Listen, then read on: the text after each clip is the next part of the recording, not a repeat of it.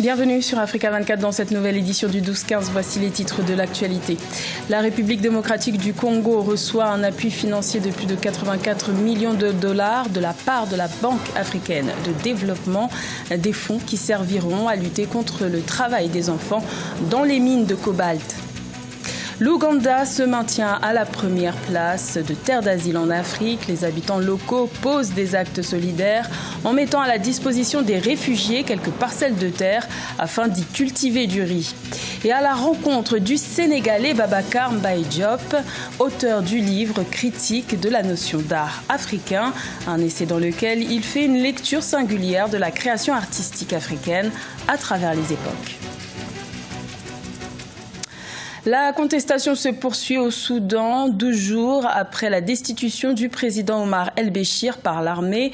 Les manifestants continuent de réclamer le transfert du pouvoir au peuple par la formation d'un gouvernement civil, chose promise par le président du Conseil militaire de transition, Abdel Fattah Abdelrahman Bourhan, lors de sa récente allocution télévisée inédite. Mais malgré cette annonce, les responsables de la contestation ont décidé de suspendre les discussions avec l'armée et ont appelé à l'intensification des manifestations. Notons que la situation qui prévaut au Soudan fera l'objet d'un des deux sommets qui se tiendra ce mardi en Égypte. Écoutons l'analyse de Siaka Koulibaly. Les contestataires ne sont pas du tout satisfaits par la tournure que prennent les événements après le départ d'Omar el-Béchir. Donc ils veulent vraiment opérer un changement de fond par la mise en place de personnalités totalement indépendantes du système d'Omar el-Béchir.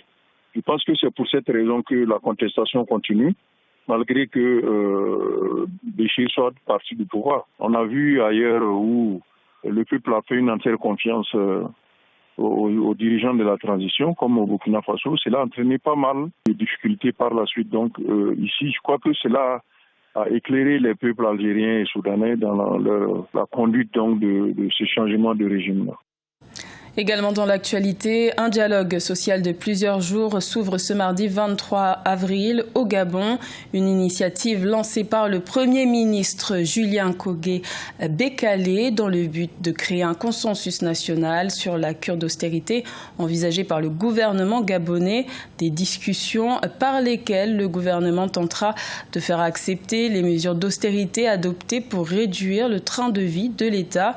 Tous les principaux syndicats du pays devraient participer à cette rencontre. 60% de la production mondiale de cobalt se trouve en République démocratique du Congo, un minerai nécessaire à la fabrication de la production de batteries de téléphones portables. Mais l'exploitation de cette substance très prisée favorise le travail des enfants dans les mines, un combat contre lequel la Banque africaine de développement s'est levée avec un apport financier de plus de 84 millions de dollars. Plus de détails avec Nelly Claude Bessa.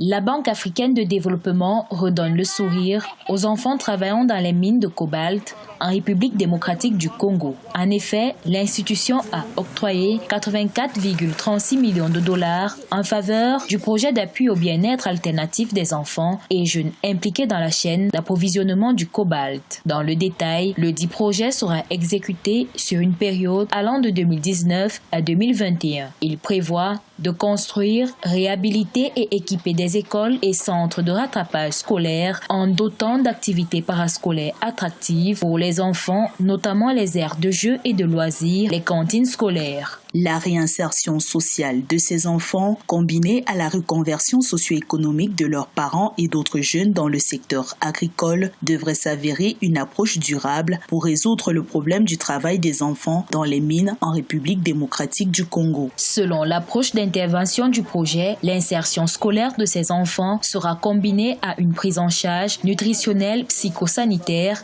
et à une inscription à l'état civil. Les enfants quitteront les sites miniers et intégreront créeront des écoles et des centres de rattrapage scolaire en fonction de leurs âges, conformément à la politique d'insertion scolaire de la République démocratique du Congo. Pendant qu'on met en place le projet, il faut restaurer l'école au cœur des communautés comme moyen de socialisation, mais aussi comme moyen d'ascension sociale qui permet de conquérir des modes alternatifs de survie à travers l'emploi, à travers l'entrepreneuriat. D'après les statistiques de l'équipe d'évaluation du projet de la Banque africaine de développement, à l'issue de ces consultations avec les autorités congolaises, sur les 40 000 enfants travaillant dans les mines en République démocratique du Congo, 14 850, dont 54% de filles, travaillent aujourd'hui sur des sites d'extraction de minerais de cobalt.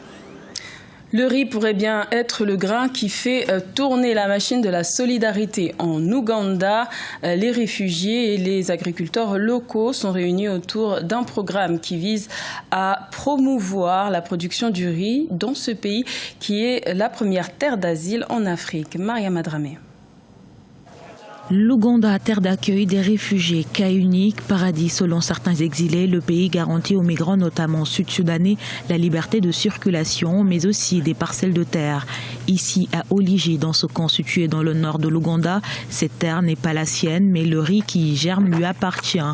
Grâce à la générosité de ses voisins, Kinshanja en fait suffisamment pousser pour subvenir aux besoins des 22 enfants réfugiés dont elle a la charge. Avec l'agriculture, vous pouvez même bêcher.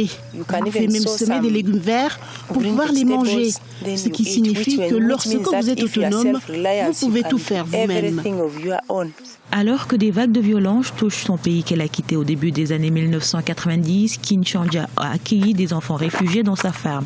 Et grâce à une aide du Programme alimentaire mondial, elle cultive des terres appartenant à son voisin ougandais, autrefois réfugié. Quand nous étions au Sud-Soudan, je me suis rappelé à quel point ils étaient gentils envers nous, alors j'ai pensé que je devais les aider ici, en Ouganda. Queen était l'une de celles qui m'avait demandé de lui donner un lot de terrain pour qu'elle puisse se lancer dans l'agriculture. Depuis le début de la crise sud-soudanaise, environ 400 000 personnes ont perdu la vie et plus d'un tiers des 12 millions d'habitants du pays ont été déplacés, provoquant la plus grande crise de réfugiés en Afrique depuis le génocide rwandais de 1994. Des centaines de milliers d'entre eux ont fui la frontière pour se rendre en Ouganda, pays considéré comme la première terre d'asile africaine. Se réapproprier l'art africain, c'est l'objet de l'essai du Sénégalais Babacar Mbaye Diop intitulé « Critique de la notion d'art africain ». Dans cet ouvrage, l'auteur revient sur les grandes figures africaines à travers les époques qui ont conduit l'art africain jusqu'en Occident. Reportage de notre correspondant au Sénégal, El Hadj Ndiaye. Le livre de 202 pages, un essai intitulé « Critique de la notion d'art africain » est l'œuvre de Babacar Mbaye Diop, née d'une passion qu'il voue à l'art africain. Dans ce livre, l'auteur défend la création d'un concept d'art africain, mais par les Africains eux-mêmes. L'idée est de se réapproprier la notion de l'art africain. Le message que je lance, c'est qu'il est temps que les Africains eux-mêmes s'approprient, en tout cas, de leur propre art. Ce livre est donc en général une déconstruction, mais une appropriation de la notion d'art africain. Selon l'auteur, du temps colonial, les objets d'art africains se sont retrouvés un peu partout dans le monde. Pour lui, il est primordial que les Africains retrouvent ces objets qui pourront participer à la connaissance de l'histoire africaine. Si on considère l'ensemble des objets qui sont produits par une société, la dispersion est une aliénation. Aujourd'hui, ces objets doivent retourner en Afrique et il y a un peu, si vous voulez, un faux débat en Europe du fait que les Africains n'ont pas de musée, les Africains n'ont pas de place où mettre ces objets-là. Je considère cela comme un faux débat. Ce sont nos objets qui nous les rendent. Après, c'est à nous de voir ce qu'on peut en faire. Babacar Mbaye Diop est docteur en esthétique et philosophie de l'art. Il enseigne la philosophie de l'art au département de philosophie de l'université Cheikh Anta Diop de Dakar. Son expérience de 2 ans à la Biennale de Dakar lui a permis de comprendre l'art africain dans toutes ses formes. C'était le journal de la rédaction. Merci de l'avoir suivi. L'information continue sur Africa 24.